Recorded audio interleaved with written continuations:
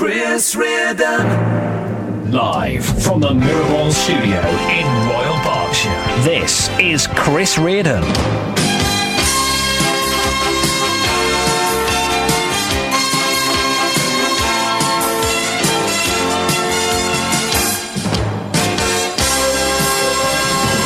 Yes, and a warm welcome along. My name's Chris Reardon. This is United Kingdom Radio. Are you all right today? Wonderful outside. Oh my God, the sun is beaming, boys and girls. It's funny, since the very first day of March, a couple of weeks ago, on that day, the sun came out and has remained with us since. Is it wonderful? The bulbs are springing up out of the ground and all that. Now, there's lots to talk about today, and there's a number of ways you can contact the show. But first of all, can I just tell you, we are now on internet radio as well. Okay, now let me find the details for you. If you have one of those wonderful internet radios, oh, by the way, if you're looking at the home page of United Kingdom Radio and you're watching us via that, that's right on the very front page, you may notice there now appears to be two of me, okay? Like an echo, echo, echo, echo, echo. Not a gecko, dear. Do I look like a lizard? Huh? Beg pardon? I'm not. Sorry, I've got my echo on now. I've just done a music and chat. I have the echo on for the music and chat show. I do, and I'm not a deco, an echo. If there is an echo, that's because Lee Mills, who writes the website thing, Lee Mills actually put the audio on that page so that when it loads up, it plays the shows automatically. Now, I just wanted to know. Need to do a little survey today, because actually I find that a bit annoying. But I'm wondering if it's me that finds it annoying. You know when you load up a web page, right? And something starts playing automatically. I know you can turn it off, but not everyone knows how to do that. Do you find that annoying or not? So the question is to you today, when you first type in unitedkingdomradio.co.uk, and the stream, the talking, such as me or Lee or Paul or anyone else, the talking starts automatically without you having to do anything. Do you find that annoying? Okay, please let me know. So we need to, let me just get a bit of paper here. Do you want I don't know how to put this now. Do you want the station playing automatically as soon as you log on to United Kingdom Radio, or would you prefer to go back to the old way with a play button? Okay, please let me know. My email address for the show is chris@unitedkingdomradio.co.uk. I'm just holding a sneeze in. I think it's going to come out. Is there a sneeze going to come out of me? chris@unitedkingdomradio.co.uk. There's a Skype. Join in by Skype at any time. It's United Kingdom Radio, the Skype number. Okay, United Kingdom Radio is the Skype number. And the phone-in number is 020 3287. Oh, there's a new jingle for this somewhere. 1 minute. Let me see if I can find this.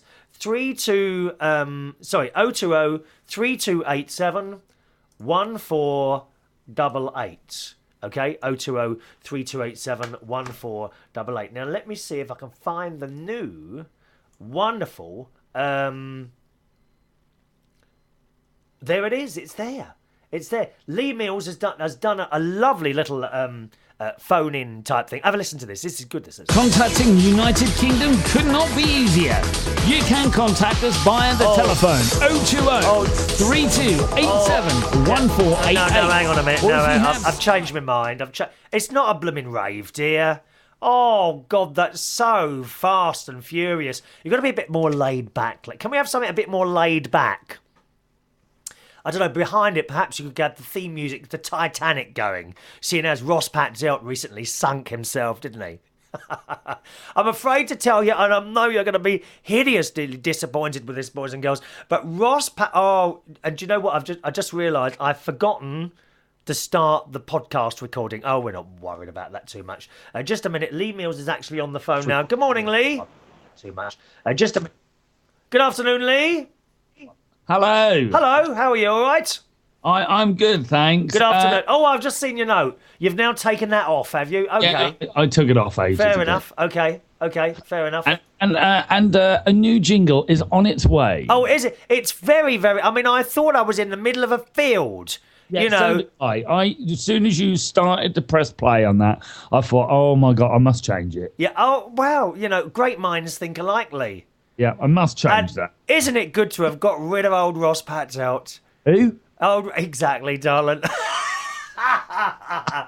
Thank God he's gone. Well, thank God the woman's pregnant. That's all I can say. Do you know, I'm going to have to call you a different name. I'm going to have to call you Strap-on Chris. Strap on, Chris. Oh, you're starting to sound like sad old... who is it now? Who was that? Who is it? I can't remember who that was What a now. load of old crap. Can't remember who that was now. Yeah. Strap on, Chris. You reckon, do you? No. I'm sorry, Lee. I've got a motto. Unless it's alive, it doesn't go in me. Well, Right, thank you, Lee. Thank you for taking. Well, I haven't had any votes in on that, but I wasn't sure how people whether they liked it or not. When I must be honest, I find it annoying when you click on a website. I started to find it very annoying because every time I went to the website, it started to play, and I thought, really, I don't really want that playing. Yeah. So as you go onto the homepage, on the listen again part, Strap on. There is a link. It takes a minute to refresh on there. And where the listen again is, it says media player. Right, and when you go to the listen live page, there is a link on there. I keep hearing myself. Is that you doing that? That's me. Yeah. Well, will you not, please? You That wouldn't is me. you wouldn't do this if you were calling in LBC, so don't bloody do it now. So, when you get onto the listen live part, there's a link on there saying that if you're having troubles with the media stream or the video stream, you can listen on the audio. Oh, right, okay. Very good, Lee. Thank you very much for the information, then. I shall also give out the numbers. See you, Lee. When are you on again? Tonight, 8 o'clock. 8 o'clock. Is there anything at all of interest of anyone in the show, or is it just inane banter like this load of old rubbish that I do? Did you listen to yesterday's show? I listened to part of it yesterday. You like new technology. And I was very surprised to hear that you want to be cryogenically frozen. Yeah. Would you be cryogenically frozen with your glasses on or off? That's the question. They'd have to be removed. Would they? Yeah, What? because if they freeze along with you, the metal could burn your skin. Oh, and you could cut your eyes. Yeah. I just, people are cryogenically frozen, don't you? Where? Oh yes, in the States, absolutely. Yeah, as they do, if they've got something awful like I don't know, like cancer or something like that, and they die, and they are frozen very, very quickly after they die, in the hope that one day, this gets better, in the hope that one day they will be brought back to life and have their awful disease cured. Right? Yeah. Oh, this gets better, right? I'm deadly serious here. This is true. Also, there are some people who cannot afford to have their whole bodies frozen. No, are you ready for this? I'm surprised you don't know this. So do you know what? But they have got a bit of money. So do you know what they do? They do half and half. Almost. They have their head frozen. Right. I mean, get your head around that one, dear. So they walk around looking like an ice cube. They die. They have their head cut off and it's frozen. Well, that's stupid. I mean, somewhere in America, there is a freezer full of heads. I do believe didn't Walt Disney have his head frozen? I don't know. I will look into that. But yeah, tonight's show is going to be all about time travel and technology. Oh, now I'd like to do time travel. What would you change? I'd change anything. I don't think I wouldn't. I don't think I'd like to go into the future. Yeah. Because I don't think I'd like to see what it's like. But I would like to go back in time to see what it was like. What, back before you?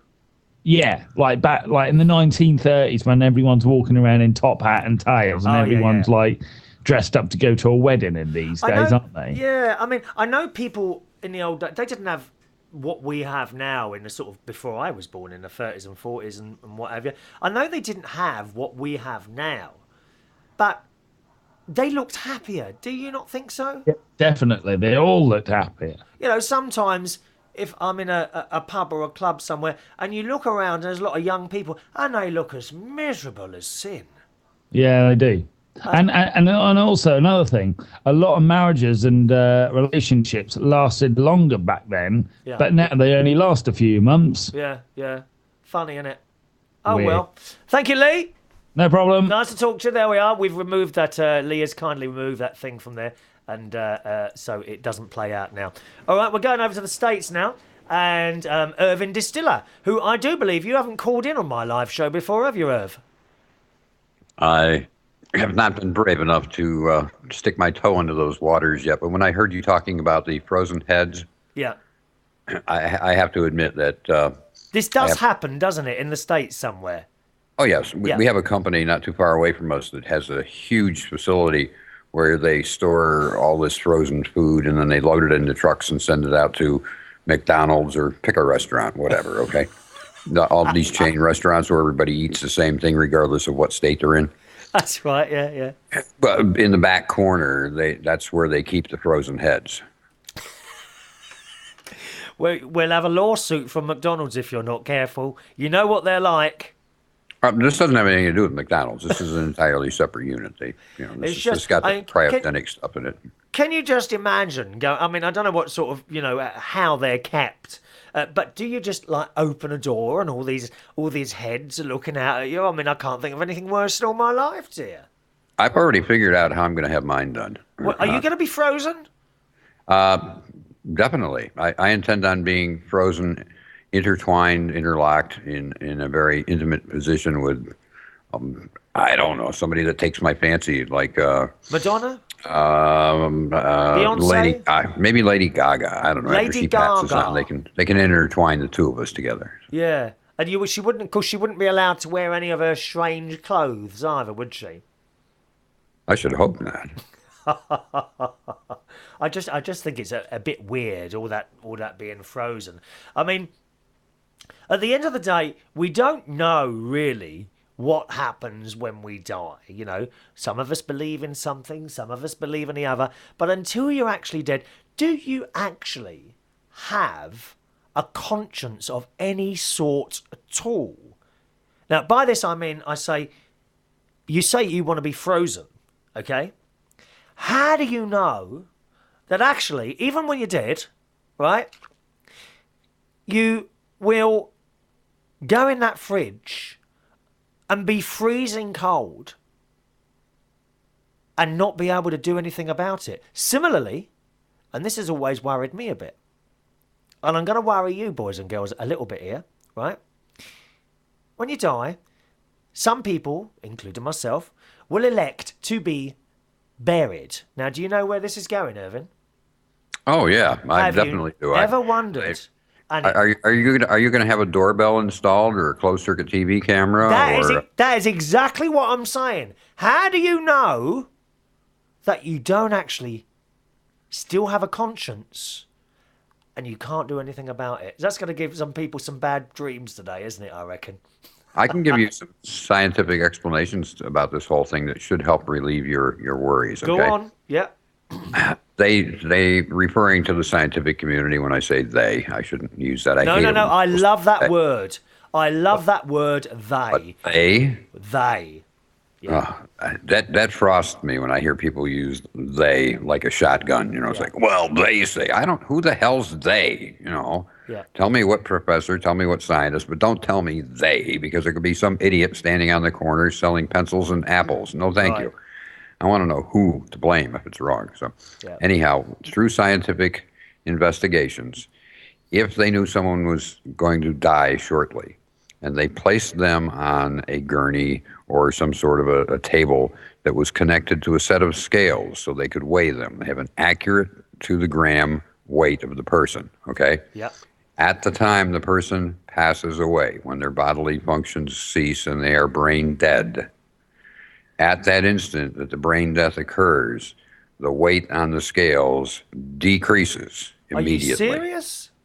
Serious. This is not one of your funny stories, is it? No. And I can tell you why. Okay, it's very simple. It all has to do with science. There's not too much black magic involved in all this.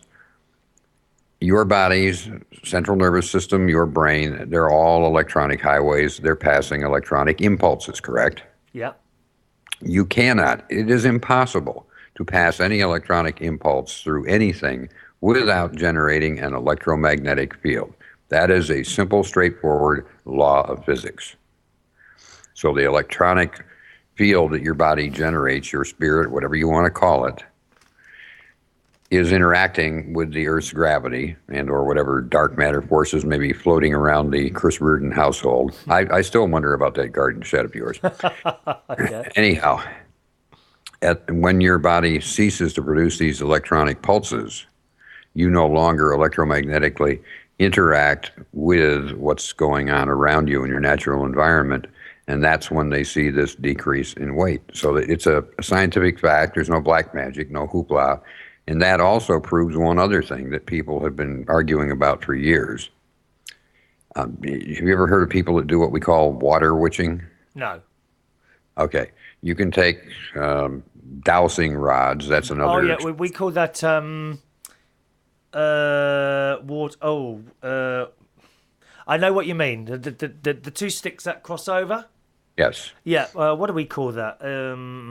Dowsing is one of the common. Dowsing is a word. No, we use another word for that. Anyway, carry on. Go on. I know what you mean. Yeah, I know. I've heard the word, and I can't think of it either. But anyhow, to get back to the subject, I know from personal experience because my father's father was very good at doing this. And when I was a young lad, he lived out in the country, and he took me out behind his house one day, and he had some branches from a peach tree that were dried out. And he showed me how they would cross when he got to places where there were springs on his property. And then he handed them to me and pointed me off in another direction and had me start walking. And the first time those things started turning in my hand against my grip, I was like, huh, what? Yeah, yeah. It's but scary. There again, that's all a function of the electromagnetism in your body and how you react to what's around you. There's nothing trickery about it or anything else. No black magic, no evil spirits lurking, no demons sitting on your shoulder. It's all pure physics. And I wonder the same sort of thing as a Ouija board, perhaps. Ouija boards are nothing more than a tug of one person's conscience against another. Right. Because if you have, 3-4 people sitting around a table, what you're doing is you're just getting an agreement between their minds as to what the first letter is going to be. And then as the letters start evolving, then the people start seeing different words in their heads. And depending on how many people see a particular word, that is going to be the one that's going to get spelled out. Right. Okay. Yeah. I mean, it's very interesting. I would never do it. I would never do a Ouija board or anything like that. I think you're playing with fire. But I mean, you've got to have certain beliefs. Do you see what I mean? A lot of people don't believe in ghosts. I do. I had a few experiences over the years. What explains them? I don't know. I don't know. But, it depends what you believe. I don't believe science is the be-all and end-all of it. The thing with you're saying about the electronic thing in your body and your weight drops, some people would say that's your soul leaving your body. Well, it is. If that's the way you want to look at it. So where does it go? Must go somewhere because it gets absorbed into the universe's electromagnetic fields. Yes, the rules of physics, nothing can be destroyed and nothing can be created. It can be changed, but you cannot get rid of something. It will change into something else, wouldn't it? I should hope. I mean, the people of strong Jewish belief have a thing they call the well of souls. Yes. And that, to me, is where your electromagnetic energy would go to come back around again. To get over to the subject of time travel, which is why I called to begin with, I would go back in time to when I was a lad and my father had a chance to take a transfer from New York State to California to work in San Jose for International Business Machines. I would go back and I would jump up and down on his toes. No, that wouldn't work because he wore safety shoes. I'd kick him in the shins. And then I go, what the hell are you thinking? Take the transfer, damn it. Yes. I'd like to go back to dinosaurs. With the slight difference that the man-eating ones wouldn't be there. I love the idea of the forest and buildings everywhere now. They do my brain in. I don't like cities, really. I really don't like cities at all. I like the forest, the countryside, everything natural. I would love to go back to that time before there were any buildings and just like beautiful plants and all that all over the place. Would I go forward? I'd like to go forward and see space travel. I'd like to see us exploring other planets, that sort of thing, going way out of the galaxy, which I'm sure we will be able to do at some point. And that's what I'd like. Would you go forward in time? Oh, definitely. But yeah. I have to say something that we have sometimes, not very often, but once in a while they make cute commercials here in the States. They make what? Cute commercials for the TV. Cute. Yeah, entertaining. Okay. Yeah. Funny ones. Yeah. All right. Yeah. So anyhow, probably almost 2 years ago, somebody came out with a commercial that was their take on the Mars rovers, those little robot things that have been crawling around up there for the past few years. And they had a bunch of aliens swarm one of the Mars rovers, and all you could hear was the tools going, and the next thing you see is the Mars rover sitting there on cinder blocks because somebody stole the wheels and tires. We have a wonderful television program here on at the moment. On Sunday nights, funnily enough, you should bring this up on BBC Two, called Wonders of the Solar System. I don't know, do you get the iPlayer there in America? I don't suppose you do, the BBC iPlayer? There are some things that we are allowed to see, and there are other things that just simply say not available in your country. Okay, well, we'll try and have a look for that one. Wonders of the Solar System. Fantastic. It's done by this young, very enthusiastic bloke. He's about 25, but he's really good. And yesterday it was showing you some pictures, right, of sunsets taken by these various little voyagers and things like that, sitting on other planets. Amazing pictures. Absolutely amazing. So type that into your iPlayer and see if you can watch that. Wonders of the Solar System. And anyone in the UK who's watching or listening to the show today, that's on BBC Two on Sunday nights at 9 o'clock. Fantastic programme. Anyway, Irvin, give that one a go, and I shall have to go now, my friend. Okay. Well, it's been nice talking to you, and enjoy your spring weather. We're still waiting for ours to arrive. It's here, mate. It's here. Not only that, my sunflowers. Get this right. I planted a load of seeds the other day. I'm just going to. Can you see the video stream or not? My guess is the squirrels ate them all already. No. Have you got the video stream on or not? Oh yes, definitely. All right. Hang on a minute. Got to show you this. Right. These I planted on last Tuesday, I planted some sunflower seeds in little pots and I put them in the airing cupboard. Look at that. 2 inches high already, mate. Unbelievable how quickly they grow. 2 inches high, little sunflower. And there's 1, 2, 3, 4, 5, 6, 7, 8, 9. Got about 15 of them. Usually there may be a reason for their rapid development, Go on. My guess is it has something to do with the quantity of fertilizer that's usually available in the Reardon residence. I'm certainly not going out and weeing all over my plants, Irvin. Thank you very much. Goodbye. Cheerio, sir. And about your contact information and that head banging music. Oh, I'll record you one that is much more sophisticated. Thank you very much. Au revoir. Goodbye. Goodbye, everybody. Irvin's off there. There we are, talking to Irvin there. We'll be going back across to America in a second, and Millie. Meanwhile, can I just give you the information that you need? If you've got one of those wonderful internet radios, which I've got a Roberts Stream 202. It's not cheap, okay? They're about 120 quid, so quite an expensive item. But if you've got one of those, you can now listen to United Kingdom Radio on there. We've got one of those audio streams going out, and the numbers that you will need for this, okay, and you'll have to fiddle about a little bit because different radios work in different ways. But the basic numbers are 78.129.224.50. Okay? And then at the end, you want a colon 8016. Don't worry if you don't know what I'm talking about. That's okay. Some people will know what I'm talking about. I think I've got that right there. Okay, and I think that goes in your Windows Media Player as well. Lee, do you have the direct link of numbers that need to go into people's Windows Media Players? Because I'm not sure about that.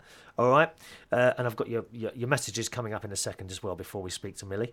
Once again, the numbers that you need to put in your internet radio units, or I think Windows Media Player as well, is 78.129.224.50:8016. So that's port number 8016. If you put that into your internet radio and you save it in there, you'll be able to listen to that to us on there as well now. Now, slightly different to the Ustream stream coming out there. On the radio, when there is not a live program on air, we play out a recording of the live programs. All right, that can get a bit complicated. You think to yourself, "Oh, is this live or is it recorded?" Easy thing to do. Check the schedule for that. UnitedKingdomRadio.co.uk. All right, we've got some messages coming in here. Chappers, hello Chappers. It was a while since I spoke to you, Peter, who says the autoplay of audio is very annoying. It wastes my bandwidth. Yeah, I intend to agree with you. Actually, I don't like those autoplay websites, especially because sometimes while I'm DJing somewhere, I DJ always on a laptop. And if I'm getting bored, and you do get, believe it or not, you do actually get bored DJing. It can get boring. So what I do is I start going on the internet. And occasionally, very rarely now, it used to happen all the time. A lot of people have stopped doing it. I would go onto a website and it would start playing something out. And it's very embarrassing when everyone's dancing and you've got some bloke suddenly start chatting away over the top of it, especially me. Peter also says, bodies have been exhumed before. Okay, we're talking about being buried and possibly waking up. Bodies have been exhumed before with scratch marks on the inside of the coffin. You know, it's a bit worrying, really, isn't it? When you hear that sort of thing. So, thanks very much for that, Peter. Nice to hear from you there. I haven't seen you for a long time. Thomas, hello, Thomas. Welcome to United Kingdom Radio. He's just joining us on the Skype. Hello to Fagash Lil, who's listening down there in a beautiful part of the world, Brighton. Although I prefer Hove, actually. It's actually called Hove, actually. I do prefer Hove to Brighton. It's much quieter. And Fag Ashley says, well, I must have missed the automatic play. I must still be in the Stone Age. No, not at all. He's taken it off, and I didn't know he'd taken it off. She says, your show is live. Does that include gerbils and snakes? No, it doesn't. There's no gerbils or snakes here. Why is it at school we always have gerbils or guinea pigs? You don't have horses or snakes, tarantulas. Nothing exciting. It's always a blooming gerbil or a guinea pig, isn't it? Strange. Ross Patzel always reminds me of a guinea pig, doesn't he? You? His little nose going like that, and licking himself all over the place. Fag Ashlil also says on the subject of the cryogenically frozen heads that do exist in America, the heads are all taking part in Futurama. What is that, Futurama? Is that a film, Futurama? I've not seen that. And she says, I think the same as you on the deaf issue. What really freaks me out is when I only partially wake up and the brain is active, but the body is paralysed. Now, I haven't had that for years. I would say 18 years ago. But there was a couple of occasions when I had my flat in Wandsworth between 1987 and 1992 that I did wake up in the middle of the night and I couldn't open my eyes or move. Paralysed. It's the weirdest thing ever. Not frightening, just weird. She says, can I have, oh, you'll love this one, can I have Irvin Distill's number? Because I love his voice. Eh? Oh, Irvin Distiller, Fag Ashley likes you. Could you go out with a woman that smokes 60 cigarettes a day? And Fagash Lil says, how do you know I live in Hove, actually? Oh, I know where everyone is. In front of me is a board with lots of lights. And I can tell who's listening. Oh, yes. And if you stop listening, your light goes out. And I'm on the phone straight away to see where you are. Because quite frankly, it's rude to leave halfway through, isn't it? You know, please stay for the entire 2 hours. Futurama apparently is like The Simpsons and made by the same people. No, I actually haven't seen that Futurama at all, so thanks for that one. Hello to David and Kat on the Isle of Wight, who were with me for the music and chat show this morning on Swish Radio and have come across to this as well, so afternoon to you. Let's say, Chris, say hello to a new listener in Cambridgeshire. Her name is Kelly. Hello, Kelly. All right, welcome along, darling. Feel free to join in. Don't be shy. The more, the merrier, okay? Kat says, now Ross has gone, we can all have a party. Yeah, we're too right and all, mate. Oh, thank God he's gone. I mean, we're much happier with that, Ross, aren't we? He sits there burping and passing wind. And the worst thing Ross used to do on his show was eat while he was doing the show. He'd sit there and eat crisps. It's just vile. Absolutely vile. Now, Lee's just messaged in. He's given me the...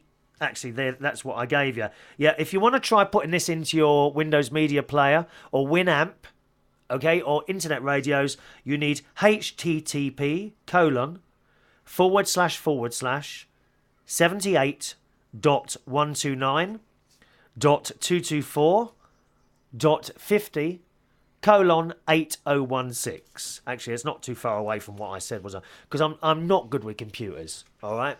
It's all very well these technical people who know all about... I don't understand these things. So fortunately, there are people around who do understand these things. So when I ask these things, they can help me, all right? Once again, http://78.129.224.50:8016. Go on. Try it on your media player or anything like that if you want to instead listen that way rather than do it on the Ustream. All right. Good afternoon to Suko, who's here as well. Suko says, I'm here early because of the time change. Yes, it's different in the States at the moment, but of course, soon we in the UK will be putting our clocks forward an hour as well. I'm not actually sure where that is. So can someone tell me when that is? When do we put our clocks forward an hour? You can hit the sound off if you don't like it on the webpage. Oh, don't worry, we've turned it off now because we did find that annoying. Walt Disney's head, Suko says, was indeed cryogenically frozen. I thought it was. I mean, I thought it was. I knew it was. I knew he'd had something done like that. It's very eerie though, isn't it? Suko says, thank God, Irvin, the world would not be the same without you or Chris. But he's too cheap to pay for it. What are you talking about? Too cheap to pay for what, dear? Trouble with Suko is she listens to the show and then quickly types a line. And then she listens to a bit more and quickly types a line. And none of it makes any sense, to be honest. You need to be a bit back. Oh, cryogenic freezing, is that what you're talking about? Cryogenic freezing. How much would it cost to freeze something then, Suko? Anyway, we'll be talking to Suko a little bit later on the line, okay? Now, let's see. Jason Allen is with us as well today. Now, Jason, he's either in Cambridge or Southampton. I'm not quite sure exactly where he is. But he's listening. He is a secret listener today, boys and girls. Okay? He is plugged in, probably to an iPod or into the back of his computer at work in Cambridge. Have you got one of those because those iPods, you can actually... I didn't realise this. My niece has got one. Oh, you'd like her, Jason. She's stunning. The boys lap it up as she walks past. Yeah, don't get your dirty little mitts on my niece. Thank you very much. She's 21. She's got a lovely boyfriend who's in the RAF. And she's got one, I think it's an iPod. And she said, is it an iPod? I don't know what it is. But she types in a wireless and she can listen to things coming off the internet on that. Is that right? Someone has to tell me. Jason, tell me about that. Are you listening on an iPod or via a computer? I'm not quite sure what you're doing, eh? Clocks go forward 1 hour on the 28th of March. All right, so we've got a couple of weeks. Those of you who are not in the UK, we've got a couple of weeks at this time, and then we will be moving forward 1 hour. All right. Now, we should be able to go over to Millie now, who's holding on the line in Minnesota. Hello, Millie. No, we've lost her. I think she's gone. Possibly she's gone. Just a minute. Let's call her. I know she was waiting there for a little while we were doing our messages. Hello, Millie. You'll have to be. Do you know you're going to have to be a bit more patient, dear? Oh, what's she doing now? Hello. I'm here. You'll have to be a bit more patient, dear. I can't answer the phone as soon as it flashes up on the screen. Well, honestly, you're not patient at all, are you, dear? You're off. No. If I don't get to you within 2 minutes, you're gone. So how are you? I'm very well, darling. What are you calling in about, my love? I've got some funny stories for you. Oh yes, my American funny stories. Now, Millie, each and every week when she's there, because sometimes she falls asleep, don't you, dear? I haven't done it in the past 2 weeks now. Yes, you have. You weren't there last week. Yes, I was here last week. You send me a message at night and saying, "Don't worry, I'll be there tomorrow morning," and you're not there. I'm sure you were. I was there last week. I'm sure you weren't there last week. Oh, it was the week before that I wasn't there. Oh, was it? I was there last week. Well, it was. Or was it the Swiss show that you weren't there for, dear? Right. And Millie, do you fancy being cryogenically frozen? Heavens, no. Isn't that an awful thing, dear? No, as a matter of fact, I've already made my decision as to what I want done. Oh, what you haven't? Are we allowed to share in this or not? I'll share. I have told my loved ones that I wish to be cremated. Okay. And where are you going to have your bits and pieces put? Well, honest to God, I'm telling the truth, but I have asked that they be brought to the UK. Oh, really? What, not in that hotel that you were in? No, I've actually asked that I've asked my loved ones to see that they be scattered along the River Mersey in Liverpool. Oh, I thought for a moment you were going to send them to me, dear. I don't know what to do with them. How much is that going to cost in the post? I could. I don't be sending them here, dear. I don't want your ashes. Oh, why not? I don't want bits and pieces I know you love me. People in this house, dear. God's sake, it was bad enough when the cat was cremated last year. Poor old Tiny. Yes, but she brought you all sorts of pretty flowers, didn't she? She did. Where I scattered her ashes, loads of flowers grew up, mate. Mm-hmm. Yes. Wonderful. Anyway, what American news stories do you have for you today, Millie? Okay, hang on 1 second. I gotta scroll down here. Okay, and yes, here we go. Nebraska man too drunk for DUI sentencing. For what? Driving under the influence. Oh, right, okay, yeah. It's known as DUI here. DIY. Oh, no. DUI. DUI, okay. Right. That sounds like some sort of urinary infection, doesn't it? Actually. It sounds like something you'd go to the clinic about, that one. It could very easily be. I seem to spend half my life in those clinics. Well, I could say something, but I won't. Go on, girl. Okay. Get on with it, dear. Authorities said a 30-year-old man showed up so drunk for his sentencing for drunken driving that he missed his hearing and now faces even more time behind bars. Authorities said Jason Bates was driven to the courthouse on Thursday by his father, who needed help to get his son out of the vehicle.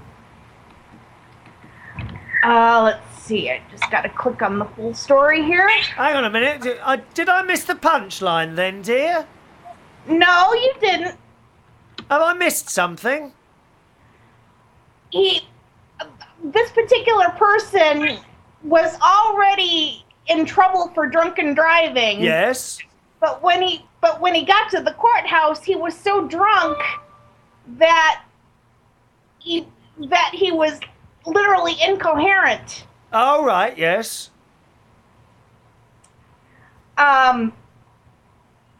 Prosecutor Ben Perlman said the man was so drunk he couldn't attend the hearing, so the judge issued a warrant. Deputies arrested the man in the parking lot. Another hearing is set for Tuesday. A jail spokesman said the man remained in custody Friday. How stupid can you get? What, being caught twice? That's not a funny story. Well, it is when you consider the fact that he showed up for the hearing drunk. Well, I wouldn't. I think it's dreadful driving drunk, dear. Very, very dangerous. What else you got there? Hold on one second. Let me see what I have. Oh, here's another one. Woman in bust hid nearly 26,000 American dollars in bra. In a bra? Yes. Could you get that in your bra, Millie? I doubt it very much. I mean, my sister could. Oh, they're massive things, they are. My sister's been on a diet. And so have I. Oh, I didn't tell you. Be on diet? I haven't told you, have I? I've managed to lose some weight. Now, do you remember how much I weighed when I came back from Australia? 13 and something. Yes. If I remember right. 13 stone 9. Monday is my weighing day, right? Because you're not supposed to weigh yourself every day. That's no good. I weighed myself this morning.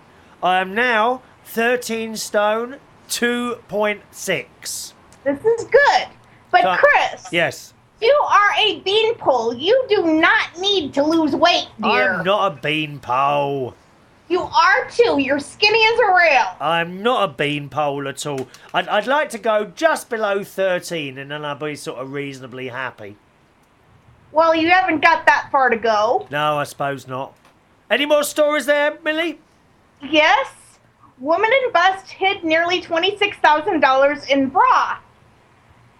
A fraud bust indeed. Spokane County Sheriff's deputies said a woman was hiding nearly $26,000 in her bra when she was booked into jail for investigation of theft. Yes. Lakeisha A. Harris was one of 3 Seattle area residents arrested Friday as part of an alleged fraud ring. Deputies said they used phony Oregon driver's licenses and counterfeit credit cards to obtain cash advances from Spokane banks. Ah, yes, from the machines and that. Yes. Yeah. And she stuffed it down her bra? Yep, she Terrible did. thing. Have you got someone there with you, Millie? They're just gonna get ready to do my morning cares, which is why I was trying to get to you so quick. Are they the people that were with you in London? No. Oh, okay. This is a building staff person. Tiffany, say hello. Hello. Oh, hi, Tiffany. You all right, darling? How are you? Lovely to hear your voice. Is Millie behaving herself today? Yes, she is. She always behaves. Is she all right? Unlike you. Unlike you, Chris. Well, that's what I'm like. Millie, you better get on with what you got to get on with, dear.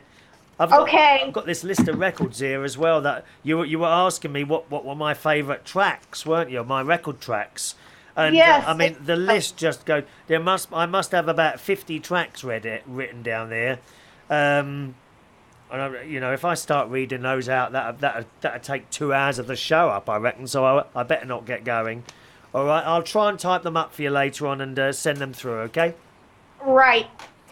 All right, Millie. Lots of love, darling. Stay with us. You too, and I will probably talk to you later on tonight when you're at Belushi's and bored out of your skull. Oh, when I'm on the Skype, dear. Yeah, that's a good idea, yeah. I'll be firing up my Skype round about 10 o'clock, dear. Yeah, I know. All right, cheerio, Millie. Bye-bye. Millie in Minnesota there, joining us as always. You can join in the show. Our Skype is United Kingdom Radio. All right, United Kingdom Radio. There's an email address as well, chris@unitedkingdomradio.co.uk, and a phone number as well. The phone number is 020 3287 1488. 020 3287 1488. I'm afraid we had to take the facility of anyone dialing in off. Basically, you can only now ring in if you send your phone number with it. The reason for that was people kept ringing up and it was like unknown phone number, and they just put the phone down. It just wastes everyone's time, really. So I'm afraid we have to take. We took that facility off. So now, if you ring in, your number does flash up on the screen, but I'm the only person who sees that. All right, and you know you can trust good old Uncle Chris, don't you? Not to sell your number to a window company who are trying to sell double glazing or anything like that. Or don't that get on your nerves when they ring you up? Hello, would you like to buy some double... Oh, go away, dear. Jason is indeed listening in Cambridge and is listening in from the back of a computer, plugged in secretly so that no one knows. David and Kat on the Isle of Wight say they're going to be put in a bag when they die and put in the bin. Really? Oh, that's awful. Well, I'll probably talk to David and Kat in a moment. And Fagash Lil. I'm not reading that out, Fagash Lil. I think she was trying to send a message to someone else there. I'm certainly not reading that one out. Dear, dear me. UTI is a urination tract infection, apparently. And Suko reckons I'm not a beanpole. I did need to lose some weight, and I think I've nearly done it. But I tell you what, it's awful not having crisps and chocolate. Or bread. Bread's the other one. Horrendously high. You don't know how many calories are in bread. You really don't. Years ago, they used to have this bread called Nimble, which had very, very few calories in it. There's hardly any calories in. Do you remember Nimble? And there was an advert. Now, how did that go? She flies like a bird in the sky. I wonder if I can find that for you. We could play that out, actually. Let's have a quick look on the YouTube, and I'll play you the old if I can find it, the Nimble advert. There it is. There it is. Bread advert for the UK. Have a listen to this, right? Beautiful, beautiful song this is. The advert for Nimble Bread in the 70s, right? She flies like a bird in the sky. She flies like a bird, and I wish that she was mine. She flies like a bird, only on high. I see her fly. No, I can't let Maggie go. Nimble. Real bread, but lighter. Make it part of your calorie control diet. I mean, it even sounds old, doesn't it, that advert? And I do, you hear old adverts and that on the telly, or not on the telly, but on YouTube. And it really brings back the time, not just for the advert and everything that you were doing around that time, which is just fantastic. Let's have a look. Suko says, what does what have to do with bread? So you only give me one line, Suko. What does what have to do with bread? Wait for her to come back at me. It'd be a lot easier to call. Let's just give Suko a quick ring this afternoon. Just a minute now. She's just coming up on the line now. We'll speak to Suko, who's in New York. Come along, Suko. There she is. Are you there? Are you with us yet? There she is. Hello, I'm Suko. Here. Hello, Suko. All right? Hi, good morning. You keep sending me one line. Whatever. The trouble is, by the time I get to your message, and there's one line and I think, what the bloody hell is she talking about now, dear? Well, I think I'm more important than I am. I think that you're waiting for my messages on there. The thing's flashing up like a blooming Christmas tree today. Bread. Nimble. Okay, nimble was a make of bread. Right. So what is that flying like a bird have to do with bread? Of course. Yes, I understand now. You see, now you've said it. I understand what you're asking now. Okay. Basically, 'Cause it's obviously, light. yeah, yes, you can't see the commercial. So I understand what you mean now. So if you listen to it, it doesn't kind of make sense, does it? No. There's a picture. I guess it was out of context. There's a picture of a very thin girl. So it wouldn't be you. She's I am very thin now. A very thin girl, and she is attached to a hot air balloon, right? And the hot air balloon has the logo of the bread company written on it, Nimble, and it's flying over places, and she flies like a bird, and that's the explanation for that, Suko. Well, it all makes perfect sense. It does now that I told you. Actually, can I just play you one of my other favourite adverts of all time? Be my guest. Be my guest. Be my guest. Da, da, da. Oh, I love that. Hang on. Beauty and the Beast. Yes, it is. Now, this is... see if you can guess this one. Now, I've got to blooming well find it now. I think it's in one of my favourites. I love this advert. Where are we now? Sorry, Suko. Talk to people while you're there, darling, if you want. Well, I've got it. You know what this week is? Oh, go ahead. Play your jingle. Here we go. Lovely. We'll take more care of you. There's sunshine, a familiar face, a whole world waiting for you. There's all the fun of getting there, all the people and places British Airways can take you to. We'll take more care of you. Fly the flag, fly the flag. We'll take more care of you.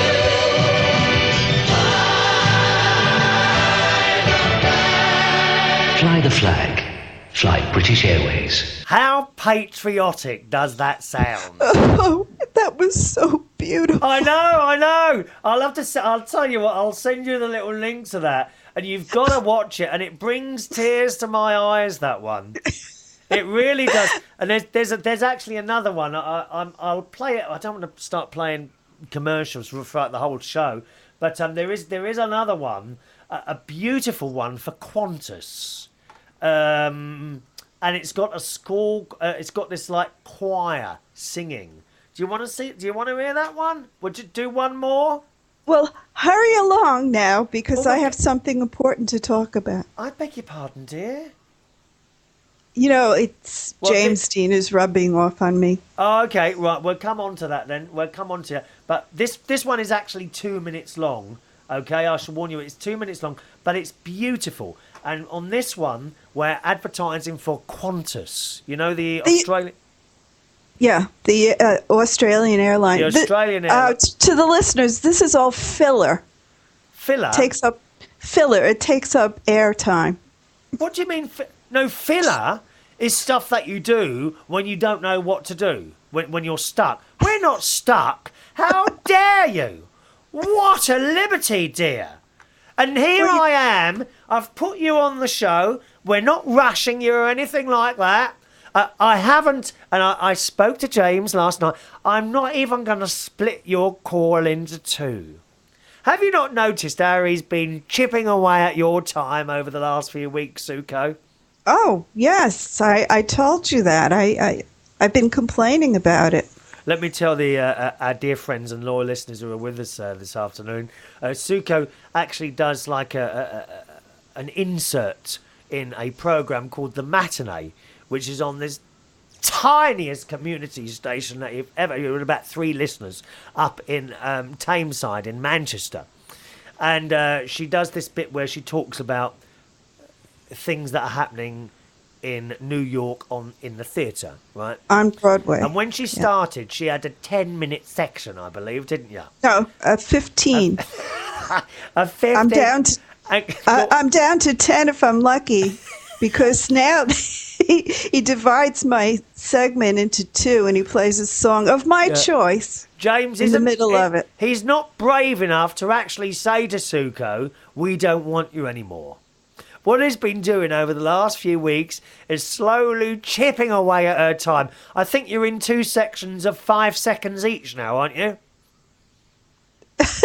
Yeah. Is that but right? Meanwhile, I'm in great demand on a lot of other shows. Well, So. I'd just blow him out, to be honest, Suko.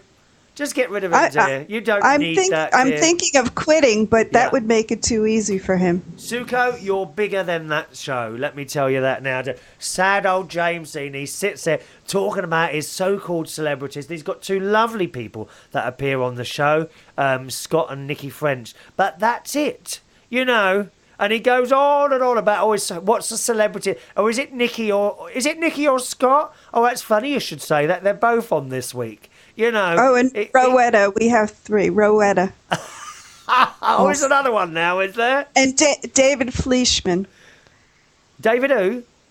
David Fleischman. What- And by the way, what does I he have do? brought Broadway stars on the show. Many of them. Sorry, say that again? I have brought Broadway stars on the show. Yeah. Who I have interviewed. Well, I know. Several of them. Much bigger stars than the ones he has on there. Look at that bloke from Snow. I had one of the Billy Elliots who won the Tony Award this year. There you are, dear. Last year, and he was on, and he did it in London before he did it on Broadway. You're going to have to get some TV people. I think you should start contacting TV stations. Well, I don't know. No, that's not what we do. I'll tell you what, I've got not a proposition, I've got a challenge for you. Okay? Yes? William Shatner. Oh, I know you love him. Anyway, move along because I have something important. Oh, sorry, Sue. Yeah, get on with it, dear. Go on, what? Oh, do you want to play the Qantas jingle? Yes. Let me play you this beautiful advert for Qantas. You get your tissue ready, Suko. All right, have a listen to this. Here we go.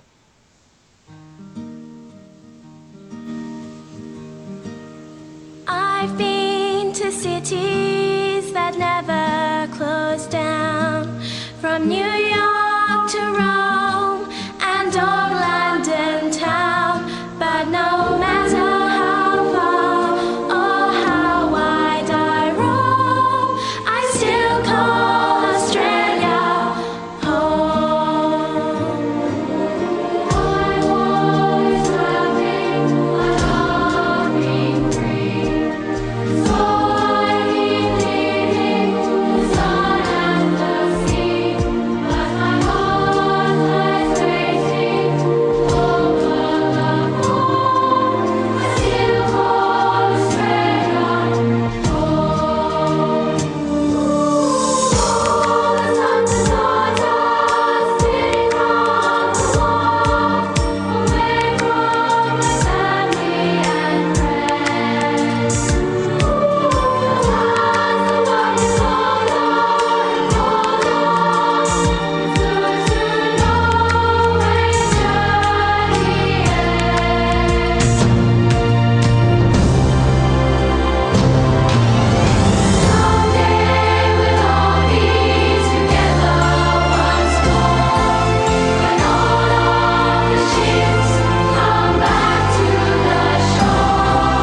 I realize something I've always known. I still call Australia, still call Australia, still call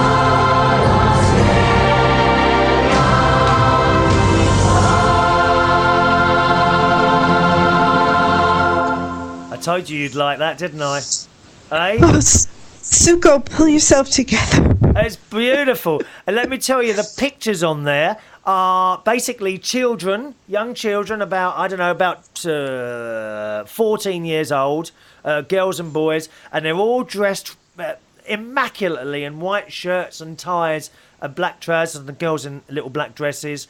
And they filmed them in various different parts of the world and put it all together and stuck that soundtrack behind it. It's just beautiful, and I've sent you the link for that if you want to have a little look, Suko, all right? And let me tell you about that song. It was written by Peter Allen. Yes. And it was in the Broadway show about his life called The Boy from Oz. And, was it really? I didn't know that. And Hugh Jackman played him on Broadway. Yeah. Yeah. Anyway, do you know what this week is? Oh, spring? No? St. Patrick's? We got St. Patrick's Day this week. That's a big Irish festival. No? Don't know. Lent? Third week of Lent? No? What? It's our anniversary. What, mine and yours? Yeah. I've been listening for 3 years this month. How on earth do you put up with it? I don't know, but in honor of our anniversary, I resurrected the first email I ever wrote to you. Oh my God, go on then. Which I will read as you read it with your comments. So a little blast from the past. Go on then, read it. Let's have a listen to it then. So, Christopher Michael Reardon, this is your life. Da, da, da, da. Go on. By the way, is Michael your middle name? Yes, it is, yeah. Oh, I just guessed. Yeah. You read this on the March 24th, 2007 show. How did you guess that? I don't know. Maybe I heard it. You must have. It was in the back of my mind. Yeah, you know, I retain every little detail about you because I'm obsessed with you. Yeah. Anyway, let's go. Go on. Here we go. Hello to Suko, brand new listener to the show. Hello, Suko, in New York. Now, Suko sent 2 emails. I responded to one of them, and her first email said, "Hi, Chris. You'll love this. You'll love this. Go on. My whole life." That's what you said. You'll love this. You'll love this. My whole life changed about 2 weeks ago when I discovered your podcasts and videos. I am in love with you. Oh, yes. I know your preferences. I can't go on. And the fact that I am happily married with an 11-year-old daughter. She's 14 now. But I feel the need to confess my love for you, my savior. She's mad, this one is. I sleep with you every night via my Zen media player, which I take to bed. I no longer fret about my insomnia, but instead giggle all night long listening to you. Have I said something funny then, dear? What's funny? I can make you laugh, longer, you know. I've got this very long finger here. Get on with it, dear, and stop laughing. I've got this very long finger here, and it can reach from here in Berkshire, just outside London, all the way to New York, and will tickle the end of your foot, which I can actually see at the moment. Suku, hanging out of the bed.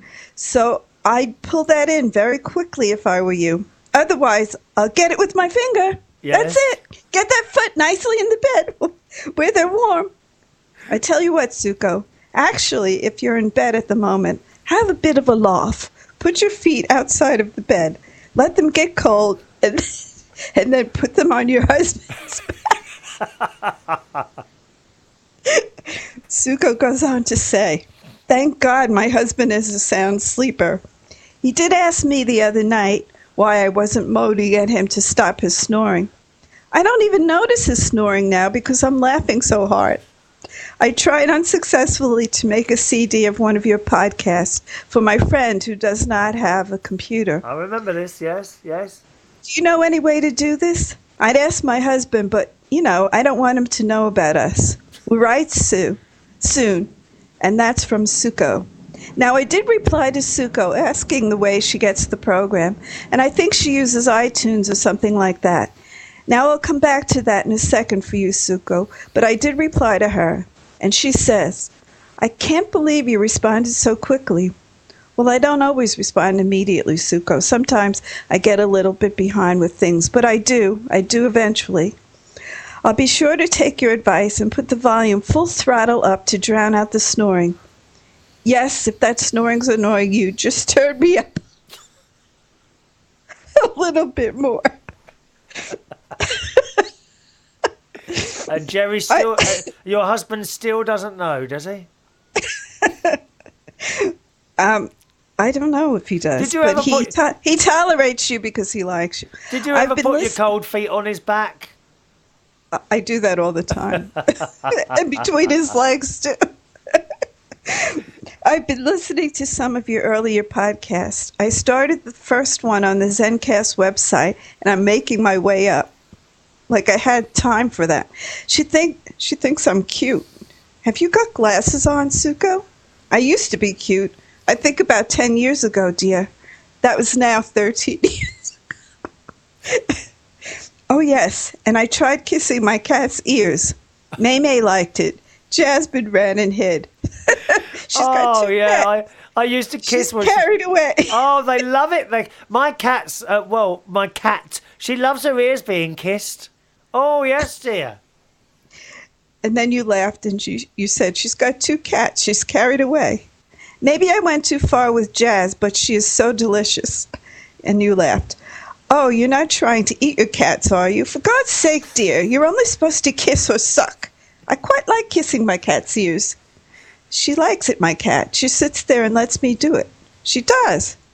Suko says, I've made CDs before from Windows Media Player, but now I use iTunes to podcast, and it will only let me use one source. I can't believe I'm doing this. Not to worry, I'll figure it out. It's just that one of my best friends is moving next week to North Carolina, which is a 6-hour drive from here on Long Island, and I thought she might enjoy listening to you on the long trip. I know she'll love you as I do, but keep in mind, we are an item.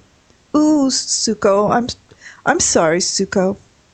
My heart is yours, my love. My heart is yours. But don't tell your husband. Shh. Don't tell. With undying love, Suko. Thank you for those lovely emails. And then you went on into detail about how to make the CD, which obviously I did successfully.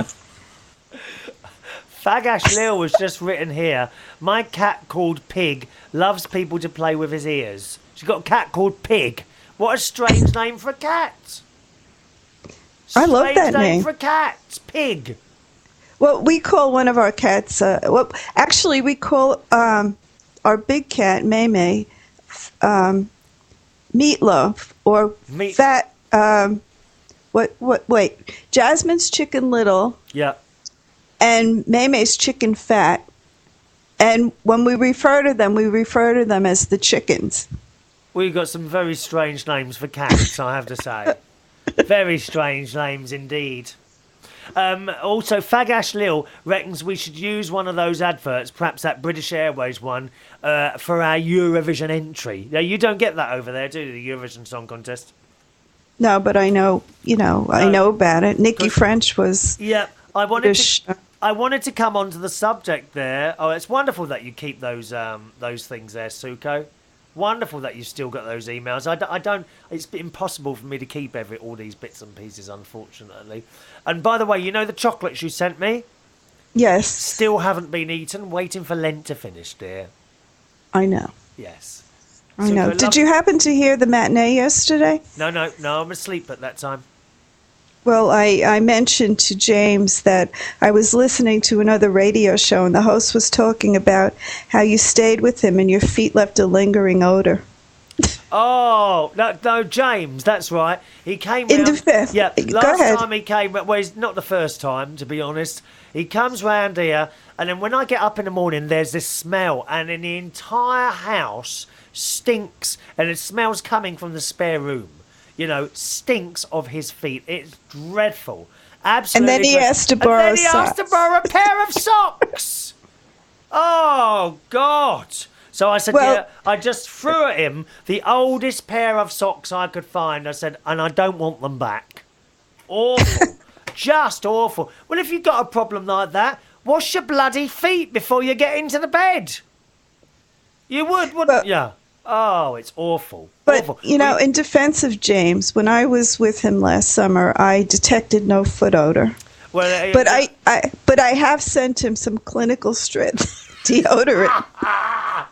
It doesn't cost a lot to keep clean, does it, really? A bar of soap and a bit of water. I mean, if you've not got the money, you don't even have to turn the heating on, do you, dear? You don't even have to put the hot water on. Use cold water on those feet. But please, please wash them, dear. It's awful. Awful, Suko. That it, then? You should write a book. No, I'm quite happy doing the show. I've no interest in writing books or anything like that. And a picture of myself trying to sell myself even more, dear. I can't even sell this radio show, dear. So I certainly won't be able to sell a book. Well, Chris Reardon's Book of Manners for Dummies. Chris Reardon has the world or something like that. I don't know. Suko, lovely to talk to you today, darling. I hope you haven't felt rushed at all, dear. Not at all. You've had at least an hour with me today. Unbelievable. You won't get that on this sad little show. I usually don't have an hour to be on here because I'm driving my daughter to school. On the very time change. On the very rare occasion where I download his podcast, all I ever seem to hear him saying is, moving on. That's all moving on. He can't wait to get to the next thing, dear. Rush, rush, rush, rush, rush. We like to take a laid-back attitude here on United Kingdom Radio on a Monday afternoon. And by the way, meanwhile, I get so much fan mail telling me how funny, and some of them say I'm the best thing on the show. So well, there you go. You know what, Suko? Have you ever thought about doing a chat show? I was asked. I don't think I'd want to do it. Who asked you? Ross.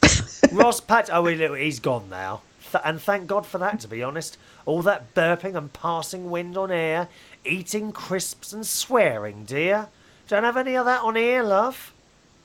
I know. And Lee Mills thought I should have my own show. Yes, I was on his show yesterday. I know, I heard it. I heard that because I get up on a Sunday. I actually go to bed, believe it or not, on a Sunday afternoon about 1:30. And I get back up again at 3:45 because I leave the house at 4:30 to go and play the organ at church. And I switched on the radio, and there I could not believe my ears. It was Suko from New York talking to Lee Mills, dear, about technology and such like, wasn't it? Yeah, I was on the. I was just about to go on the matinee when he IM'd me on Skype and asked me to be on. And I said, no, I can't. I'm going on the other show. So I'm in great demand, you see. Well, they want you, Suko. I think you could do. I'm sure you could do an hour's chat show. I don't know. But, and I say this to everyone that comes up, I'm thinking about, do you think I could do a show? You must be able to do a show without any calls coming in whatsoever. Because that can happen. It's just sometimes. And we hear it, there's a London radio station, LBC. And sometimes on there, suddenly, there's no more phone calls. But the presenter is able to carry on chatting. Yeah. You know? I don't know if I could do that, but you know who could? Who? My husband, Jerry. Well, you know he can talk. Well, the offer's there. Why don't you have a little think about it? You and your husband. All you need I to was do thinking of doing this Suko and Jerry show. Right. You know who should have a show? Who? Cat and Dave. Cat and Dave, bless their hearts. The Cat and Dave show. They are waiting to talk to me at the moment. Well, I think we need to hear from them. All right, they're then, my very darling. funny together. Thank you for calling. Bye. Suko, love you. Love you. Bye-bye. Suko Bye. in New York. How wonderful to hear her like that. I do think she should do her own show. I really did. Now, one of the other things I wanted to talk... let's just do a couple of messages and I'll come to David and Kat very shortly. Jason Allen, who's in Cambridge, listening secretly, he's a secret listener, has been listening to me for 6 years. How do you do that, Jason? That would do my blooming brain in. Same sad old puff sitting here, reeling out his life, day in, day out. I don't know how you manage listening to that. I've listened to my own shows before and it gets on my nerves, to be honest. Fag Ashley says, my cat Pig loves people to play with my ears because when we got him as a kitten, he ate a lot and squealed like a piglet. That's why they called him Pig. and she reckons I can talk for England. I don't know what you're talking. I always worry before I start the show. I always worry that I'm going to dry up. That's absolutely serious. I always think to myself, "Oh, you know, what am I going to talk about today?" Let's have a look. Lee Mills says, "Can you tell people if they don't have Skype, they can get it on the studio page of the site?" All right. If you don't have Skype and you're with us today, it is a wonderful thing, Skype. You can ring people Skype to Skype for nothing over your computers. It's reasonably easy to set up, and more importantly than everything else, it's free. Okay, so have a little look on there. Go to the main United Kingdom Talk website. Main United Kingdom Radio website, unitedkingdomradio.co.uk, and you'll see the Skype link there. You can, of course, ring in as well. Anytime you fancy ringing in, we have a local London number for you to call in, and that's 020 3287 1488. Okay, 020 3287 1488. Jason, the first show I listened to was Easter Monday 2004. We'll see if I can find the recording. Do you really have that recording? Because I don't. You know, I tend not to keep things. You just can't keep keeping things all the time. I just, you know, you can't. So I'd be very interested to hear that if you've still got it. Hello to Brenda, who's listening. Hello, Brenda, who says, "I couldn't stop laughing." What are you laughing at there, Brenda? Do let us know. What else have we got here? Right, I think we're done there. Sorry, I'm just checking the emails now. The email is an email address as well. If you don't fancy sort of doing the instant thing, you can always send an email if you want to sit there and type away. That's chris@unitedkingdomradio.co.uk. chris@unitedkingdomradio.co.uk. But we'll be going over to the Isle of Wight on the Skype again in a moment. But I wanted to talk today also about one of the worst pieces of television that I have ever seen made by the BBC this weekend. Now, I have already recorded an entire show practically about this, which will be on next Saturday as one of my recorded shows. I do 3 half-hour recorded shows each week, and they're in video and audio, and you can find those at unitedkingdomtalk.co.uk. All right, slightly different, that one. unitedkingdomtalk.co.uk. And on Saturday's show, I talk about the abysmal television production that was on, of all places, the BBC at peak time last Friday night. Now, I am a huge BBC fan. I agree with the licence fee. I agree with most things they do. I agree with the expansion that they've been doing up to a couple of weeks ago, where they've decided they've got too big and now need to cut back a bit. I agree with most of the things. I do not agree with the enormous amounts of money that are paid to some of its stars and the enormous amounts of money that the people right at the top get, director generals and people like that. However, the programmes they make tend to be, most of the time, of high quality. There are a few exceptions. I don't know what's happened to their light entertainment section, but more recently, some of the programmes they've had on there have been almost... I don't even know what's gone wrong there. It's almost like some of them are over-rehearsed, or they're done cheaply, or they're just not thought out. The programmes in question from last year are, number one, The John Barrowman Show. Just awful. It was, John Barrowman is a very good singer, but he comes across as me all the time. You know? And it just a complete turn-off. The John Barrowman Show I thought was awful, which is a shame. He's a very talented actor. He can sing wonderfully. Wonderful voice. But he was given his own show and it just didn't work. The other show that was dreadful last year was some sort of game show or something with Graham Norton. It was awful. Awful. But worse than those two was the abysmal programme on Friday night last week. Your Country Needs You. Now, this was a program. It was a bit like a talent show. No, it shouldn't have been a talent show, but that's basically what it ended up being.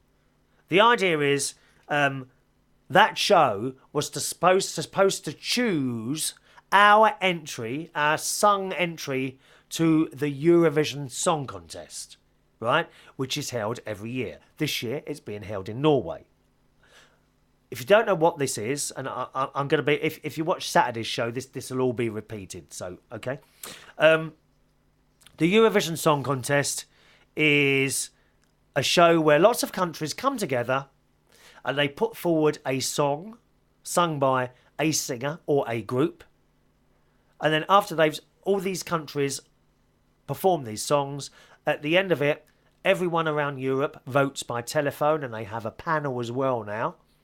And the idea is the song with the most votes wins. That country wins the competition, okay? Before that can take place, each country has to choose their own song to sing. The way we do it here in the UK this year is that there was a show on Friday night called Your Country Needs You. 6 singers, or should I say 6 so-called singers, came on and they sung their song, right? And then at the end, there were 3 judges, or 4, I think there were 4 judges in the end. One bloke who's on that Strictly Come Dancing, I can never remember his name, perhaps someone send us a little message there, okay?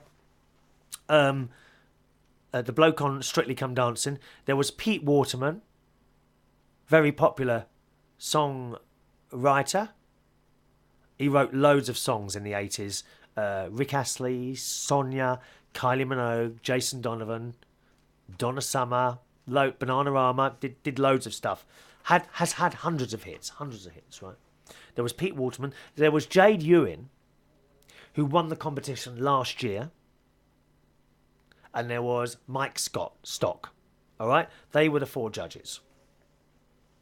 Now, the show started off, and the host was Graham Norton. I like Graham Norton. I think he's great. I think he's very funny, very camp, and very talented. I like him very much. And the show started. And they brought on, first of all, Pete Waterman. And when they brought him on the stage to talk a little about the Eurovision Song Contest, I got the distinct feeling that he didn't really want to do it. I can't explain it, but he was on the stage and he was doing a little bit of a chat with Graham Norton, and I thought, I don't think you actually want to do this. So he sat down on the sofa. They then brought on Jade Ewan, who won the competition for the UK last year, but actually she came about 5th, which is great. I thought the song was great last year. It's my time, it's my time. Great song. And then they brought on the bloke from Strictly Come Dancing, who isn't called Mike Stock. No, who is the bloke from Strictly Come Dancing that was on there? French guy. Can't remember what he's called now. So they brought him on. And they sat down. And then Graham Norton is doing his patter.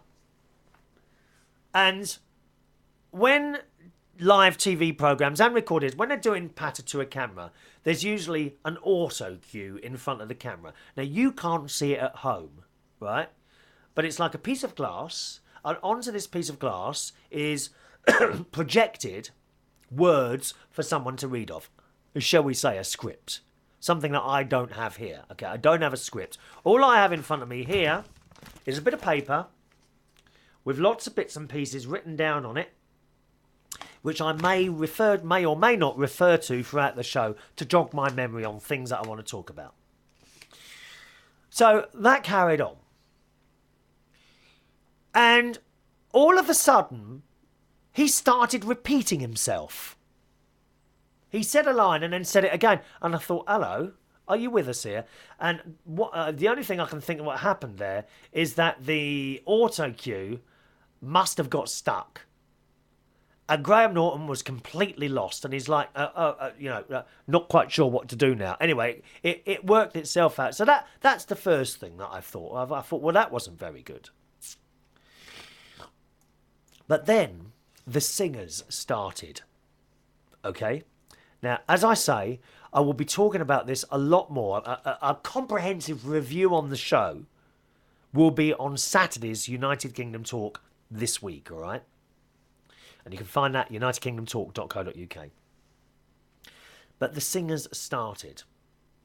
Now, the first one, I can't remember her name now, but she sung the song and she was flat for the whole song. She was not in tune. She wasn't miles and miles out, but she was definitely flat. And I thought, oh my God, is this really happening? And after the singers have sung, they then go across to the panel for comments. And the panel, two of them said, "We like the tone in your voice." And I thought, can you actually hear what she's singing? She was flat. She was dreadful. Absolutely dreadful. And they said, quote, "We like the tone in your voice." It's just unbelievable. I thought, oh, well, not a good start. Let's carry on. The second one wasn't much better. He was a very good-looking boy called Alexis. Good-looking, but a bit too in your face, if you see what I mean. I find that a bit of a turn-off when people are right in your face. It's a little bit like me sitting back here, chatting to you like we're having a conversation, or coming right up to you and looking at you. I mean, and that's how it was coming across to me. Possibly just a personal thing to me. Nothing against him. He was almost able to sing it in tune. But without going through all of these people, basically that's what it was. It came across as a bad karaoke night. I mean, it really did. Most of them, not one of them, most of them were out of tune. It was a disaster. Not only that, the sound mixing, well, quite frankly, I thought there was something wrong with my television. I really did. Because, specifically for this programme, I had Friday night off, right? And I'd hooked up my new telly into the hi-fi. I've got an old hi-fi system in the living room. It's about 15 years old. And, the bits are falling off it now. The cassette drawer no longer closes. That's kind of hanging out. But it works, so that's it. I'd hooked that into... And I thought, maybe you've wired the sound. Why does it all sound so bad tonight? And it wasn't that at all. It was whoever was mixing the sound on that show. It was a disaster. An hour and a half of... I cannot believe that this was produced by the BBC on a Friday night. It was horrendous. I'm not making this up. If you are in the UK, I don't know if you can see it outside the UK, right? But if you are in the UK and you didn't see it Friday, please watch it on the iPlayer. And you will see exactly what I mean. The sound mixing was disastrous. And whoever produced that show needs to be sorted out. Because at the end of the day, the producer is responsible for everything else that goes on around him. It looked like the whole thing had been done on the cheap.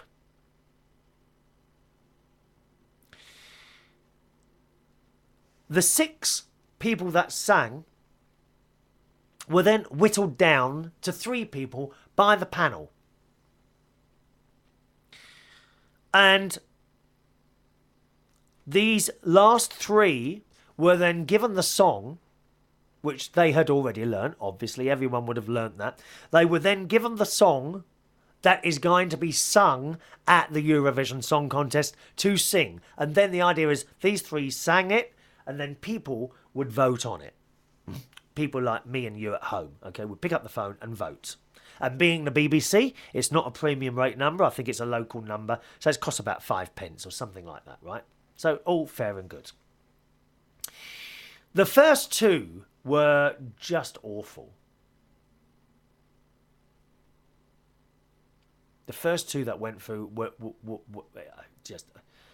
just beyond me how these people ever got through to singing, the six of them sing. Because let me tell you, the karaoke nights that I do, on Monday, I do a karaoke night tonight at Belushi's Bar in Hammersmith. All are welcome, free entry, okay? That's from 9 o'clock. And also on Wednesday nights at Belushi's in Borough. It's a bit rowdy in there. If you don't mind it a bit rowdy, come along there, okay? Get to that one before 10 o'clock, because after 10 o'clock there's a charge on that one, all right? But I'm telling you what, I have a lot of people who come and sing there who are much better than these 6 bods, or at least 5 bods, who sung on Friday night in front of millions of people watching them. The whole thing was a joke. The first 2 that went through to the final selection were not good. In fact, the second one out of the 3 actually forgot the words halfway through the song. The third one, who eventually won, his name was Josh. He had the most natural voice out of all of them. He was virtually in tune for the whole song. And he came across as a nice person. You'd want to sit next to him in a coffee or tea shop and have a conversation. You could do that with him. He's only 17. He came across as a nice bloke. The other boy in it, Alexis, he, very good looking. Voice was all right, nothing special. But there was a certain attitude that I felt came across, which I didn't like. Might be just a personal thing with me. Not blaming anyone, okay? I don't know what you think about any of this. So Josh went on to win, and that was it. He sang the song again, and that was the end of it, really. But it was honestly like a bad karaoke night. The whole show, so badly put together. And was it rushed? I mean, did they put it all together at the last minute? Even at the end, right?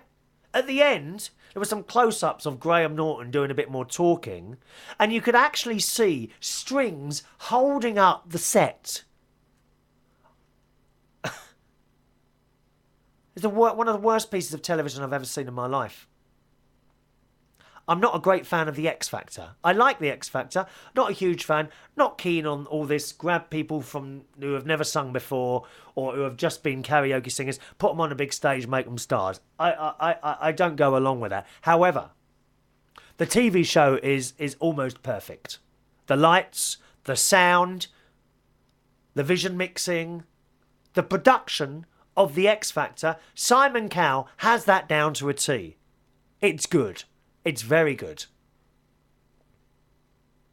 All the BBC shows, the light entertainment shows that they used to do, were outstanding. Have been outstanding for years. But in the last 12 months, I don't know what's happened, but it's kind of all fallen apart. I don't know if... I suppose a lot of the old producers have either gone or died or whatever. And there must be some new producers in, and they haven't got a clue what they're doing. The sound mixing in Friday's show, the voices singing were just too loud for the music. Now, did anyone else notice this? Or is it me? Did you notice this as well? So very, very disappointed. And I just wanted to talk about that, at least for the last possibly half hour of the show there. Now, if you've got any comments on that, we're going to go over to Kat and David very, very shortly. But let's just leave it for a second, just in case anyone wants to call in about that show on Friday. What did you think? The song itself, the Stock Aitken Waterman show that we're going to sing, it's all right. I'll come to that in a minute. Anyone want to say anything at all about that? Then you can Skype in. United Kingdom Radio is my Skype. United Kingdom Radio. You can email in chris@unitedkingdomradio.co.uk. chris@unitedkingdomradio.co.uk, or you can call in on the telephone. It's a local London number, 020 3287 1488. 020 3287 1488. Once again, the Skype in is United Kingdom Radio. Any comments at all about that show on Friday night? I mean, you would have thought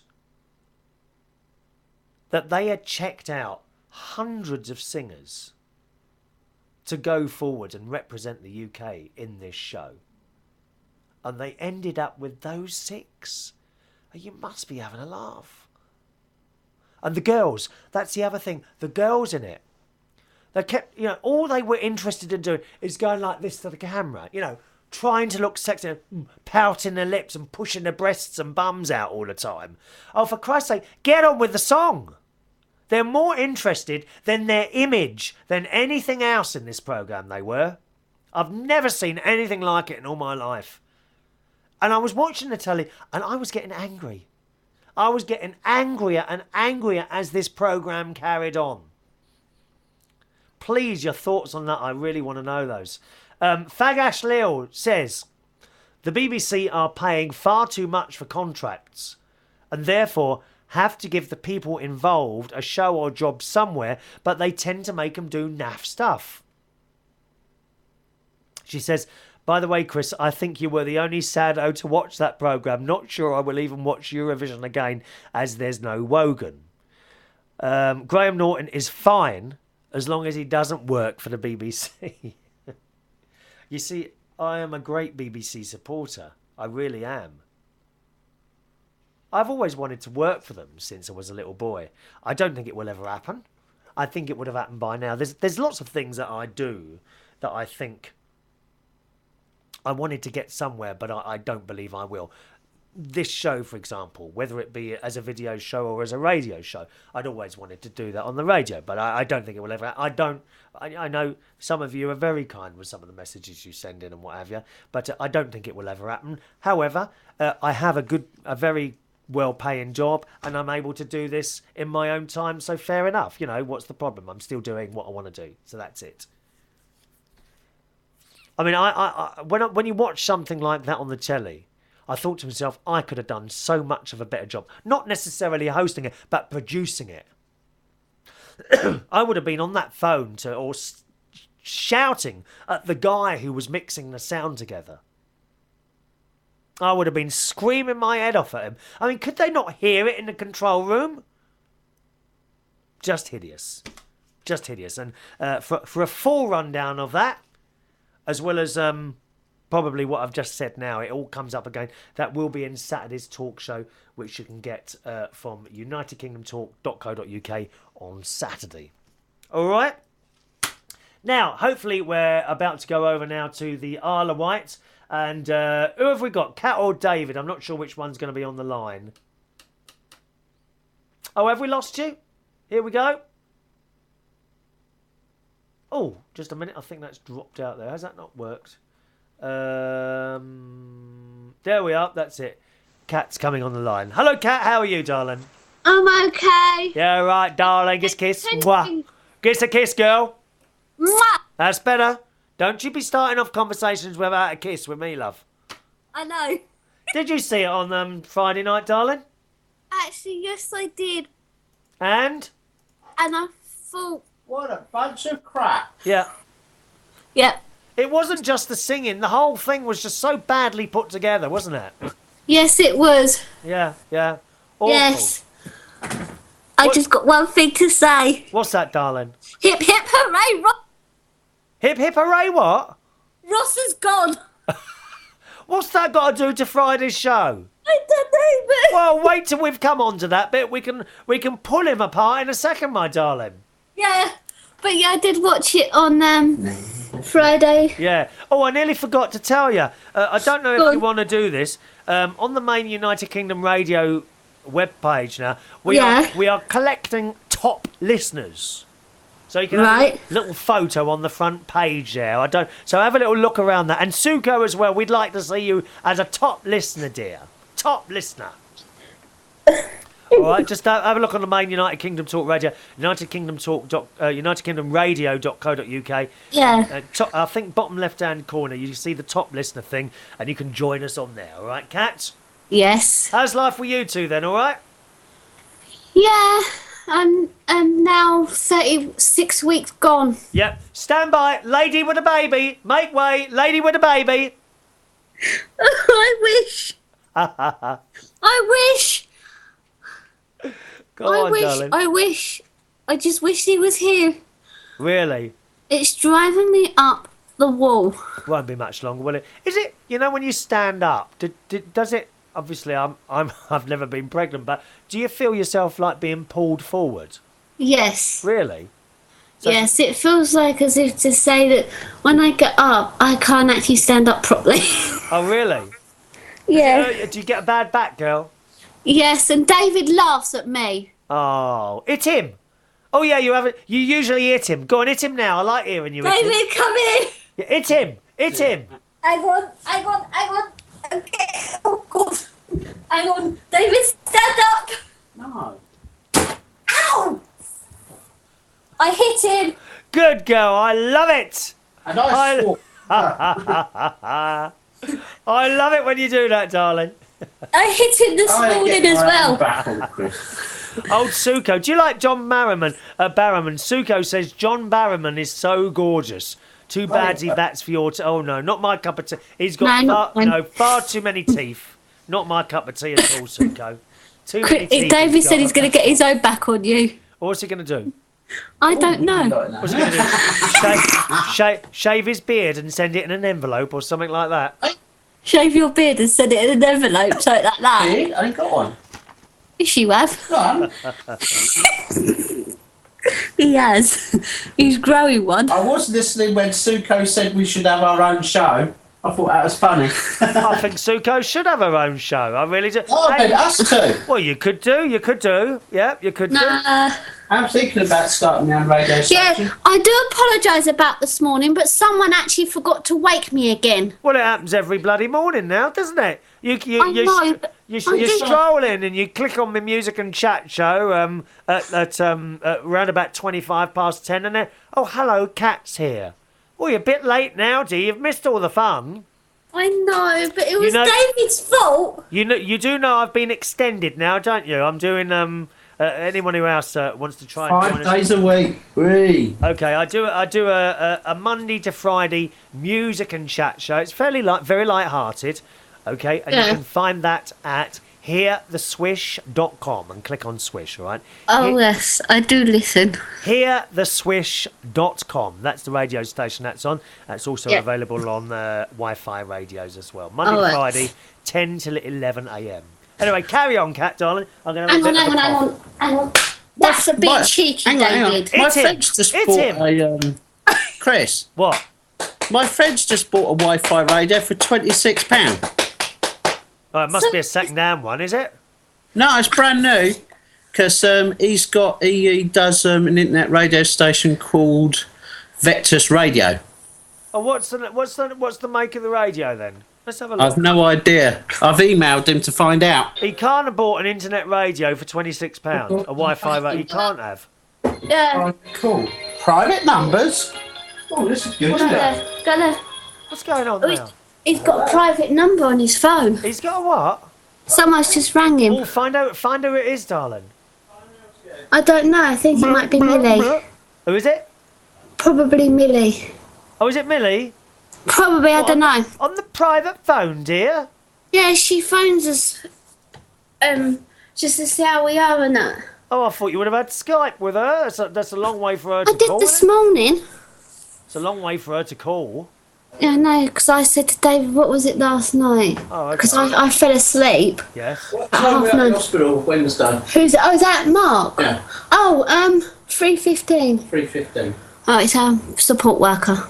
Oh, is it? Oh, so it's not Millie after all. No, I thought it was. So 'Cause you lied to me, lovey. Sorry. I really can't wait for my baby to be born. It's driving me up the wall now. And it's got one of my names and it's got Christopher in its name, hasn't it? Yes, it has. Oh, that's nice, that is. He's been naughty though. Well, what's it doing? Oh, last night you? I didn't settle down till about 1:30 because I got kicked. Oh. And he was wiggling, and so I thought I'd put me back up against David, and he kicked his back. Well, you're not the only one who's got damaged. I was damaged yesterday, my love. Oh. I was at the top of a ladder. I've got, I've got solar panels on the roof. Yeah. Yeah. Which I'd done coming up to 3 years ago. 3 years ago now for the electricity ones, and 4 years for the hot water one. And anyway, the hot water one is the front of it's like made out of some sort of plastic. But unfortunately, it seems to attract algae. Okay, so you get a bit of green on it. So once or twice a year, I get my ladder out, put it up the side of the house, and I've got a brush, like a soft brush, and it attaches to a very long pole, and you dip it in washing up liquid, and you put it on the roof and clean the panels, right? And then with a hose afterwards, you give it a good spraying, and it's sparkling and clean again. I don't really have to do that so much with the electricity ones. They're made of glass. There's some sort of glass material and some sort of coating on there, and they honestly don't seem to get dirty, those ones. So it's only that one. So I've got this ladder now to get up to the top of the house. Which I won't. It'll be better after tomorrow, but I'll come to that in a minute. To get up to the top of the house, I have to stand almost at the very top of the ladder, right? So it's 2 sections.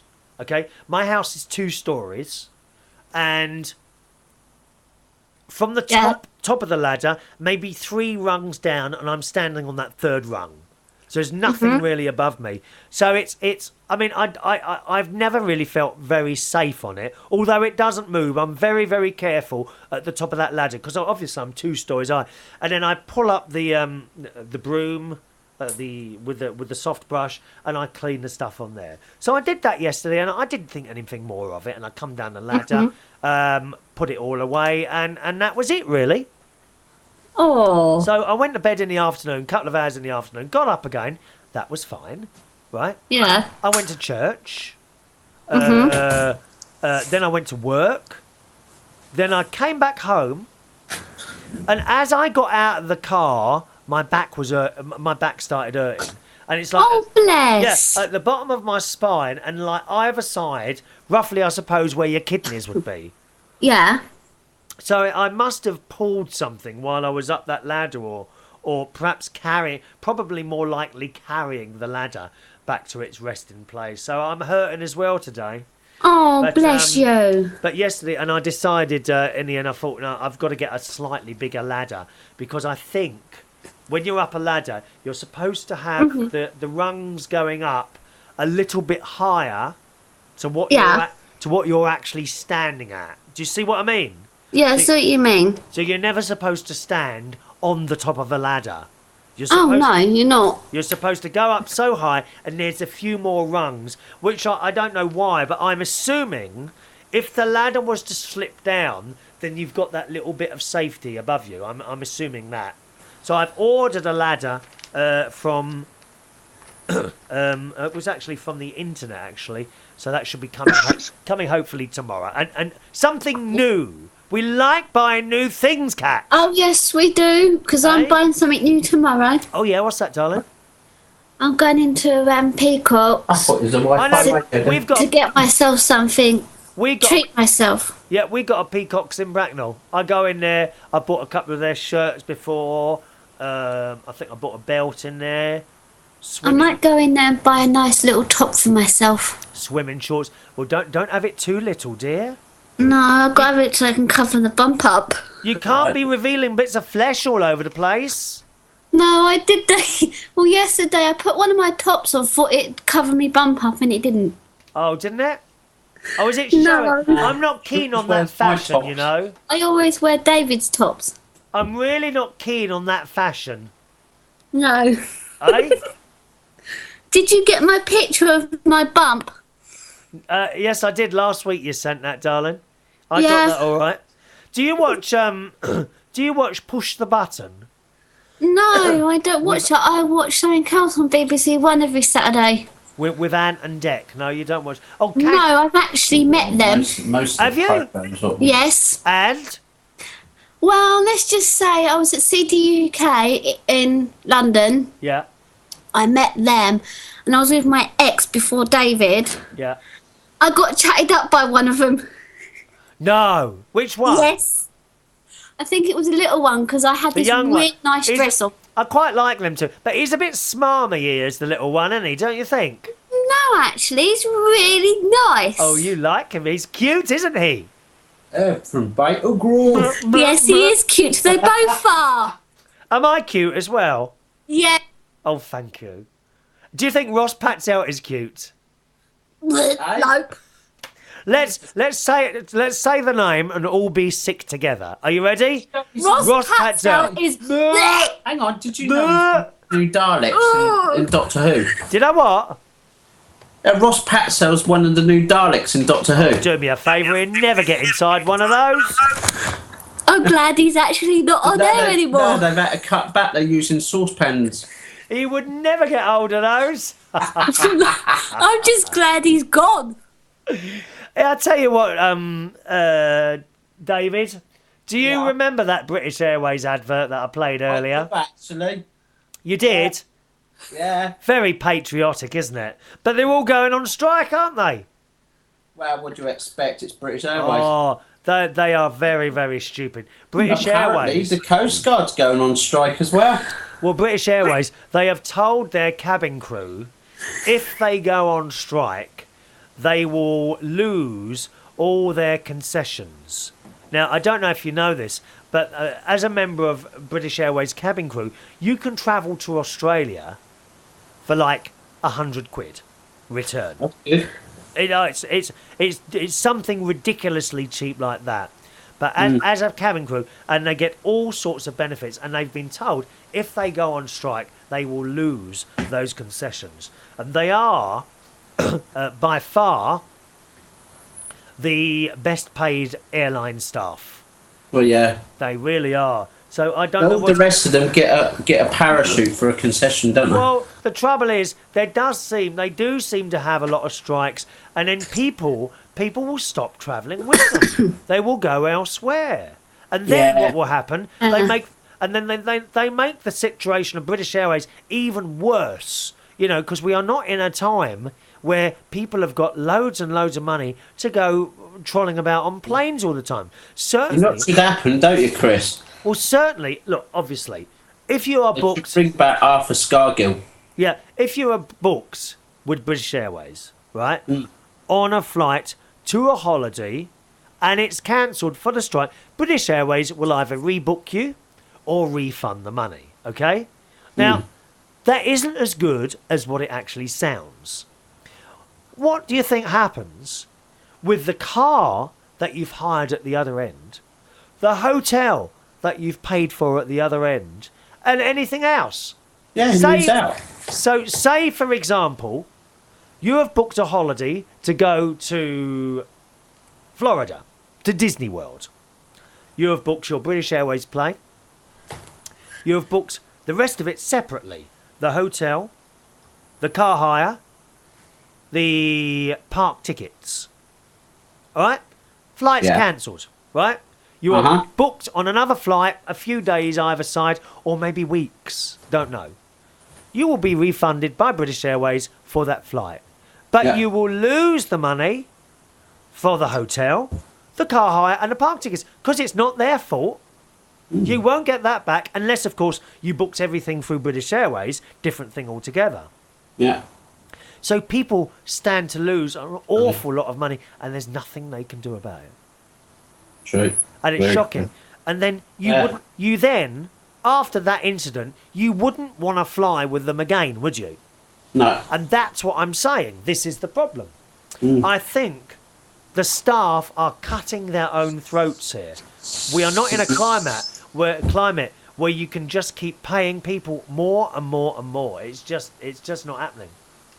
It's just not happening. Oh, I've got a message here from Fagash Lil. Sorry, missed some of the show. Is it Kat, the Preggers one? Well, it ain't me. If so, It's me! it is. If so, tell her to enjoy the baby where it is. They're a bloody pain when you have them. No, I just can't wait to have my one because I'm getting hot and flustered. Are you That's what I really? was going to ask, Chris. Has he ever been in either a travel lodge or a Premier Inn hotel? Me? Yeah. No, I don't think I have. Go on then. We have. Tell me No, more. yeah, we had one experience in London, Right. Oh, don't. but it was a travel lodge. Yes. It was really, really bad, wasn't it? Yeah. Which it one was this then? The Docklands. Go on, tell me about it. We were in there and they there was a bit of a bad experience. What Yeah, was all the experience? Nigerians, and then weren't they employed? I think I was All pregnant. foreigners. Yeah, I was, weren't I? No, I wasn't at the time. We went in there and the next thing I know, someone had food poisoning there and we decided there is to come that out the one next there. day. Yeah, but We had to stay with a friend. how do you know that the food poisoning was caused by the Travel Lodge Hotel? Because they don't have restaurants. someone was in the restaurant at the time eating and they straight after they actually threw up. At what point did they throw up? Within 10 minutes? Yeah. Well, it's unlikely to be that then. That's what they said though, Yeah, and they made a complaint to the hotel. So me and David left, didn't we, on the Monday? Yeah. Well, Because we were treated badly. But I have no quibbles about the Premier Inn. Oh no, I love Well, the Premier hang on Inn. a Premier minute. Inn is fantastic. Food poisoning takes 5 hours to come out. Yeah, but someone made a can't have been complaint that. about it. That's why we left. Well, why did you leave? Because of someone else's complaint? And also because we were getting treated badly, weren't we, babe? Right, in what way were you being treated badly? Well, when I go out everywhere, The whole service of the hotel was shabby. and also because But then they again, what do you expect from a budget hotel, really? But you know. Right, and I've got arthritis in both my legs. yes. I have to have a walking stick. Right. Terry. Oh, And basically, did it? one of the staff got a bit narky with me there. In what way? See, you said As you've in had a bad... rude. As in rude. In what way were they rude? Well, I went up to ask what time the restaurant and that opened. Yes. Just like the eat and that. And they got a bit rude with me, so... Yeah, but in what way? You've said that you were treated badly and all this. Yeah. I want the point. Whereas, like I think David was saying it was full of foreigners. Well, that's neither here nor there. That's how these hotels run. Yeah, but The fact that they're foreign... they didn't make us stay... how can I put it? David, you'll have to explain this one. It doesn't necessarily make it bad because they're foreign. People are people. It doesn't matter where they're from. I don't know, but they just made us feel unwelcome as well. In what way were you made to feel unwelcome? Well, how can I put it? You felt uncomfortable. When they made you feel unwelcome, when they made us feel unwelcome, David, in there No. on the I think it was on the Sunday when I was in there and that. How can I put it? It's like we went in our room and that, and it just made us feel unwelcome that they didn't give a care in the world. Some of them, Right. as in, so we thought that was in the pub. that was in the pub. We went and stayed with a friend straight after. Yeah. A friend came and picked us up, and we stayed with her. But That was a bad experience. What I'm saying, what is the incident that made you feel unwelcome? I'm trying to get to the bottom of this. You've said that you didn't like it and you walked out, but we still haven't got to the bit. I'm running out of time here. I can't actually explain it. The only thing I can put down is poor service. Poor service. Okay. Such as what? Such as what?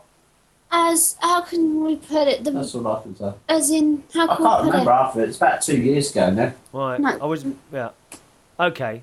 All right then. I'm going to have to leave it there because we're running out of time. Just quickly here, David Hunt, who's in Hammersmith. I didn't know you were still with us, David. Says that actually food poisoning can set in within an hour of consuming the food. So interesting there. Nice to talk to you two. Have fun.